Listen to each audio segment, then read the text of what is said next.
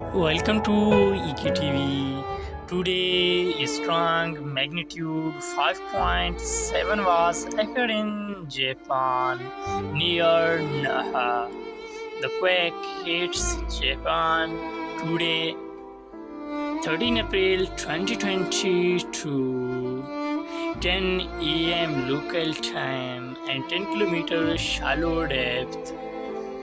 German Research Center for Geosciences is the first agency to report this quake with magnitude 5.7, and US Geological Survey also report this quake with magnitude 5.3.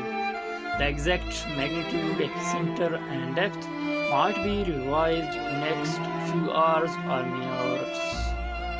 Until then, please like, subscribe, and share our YouTube channel for more updates.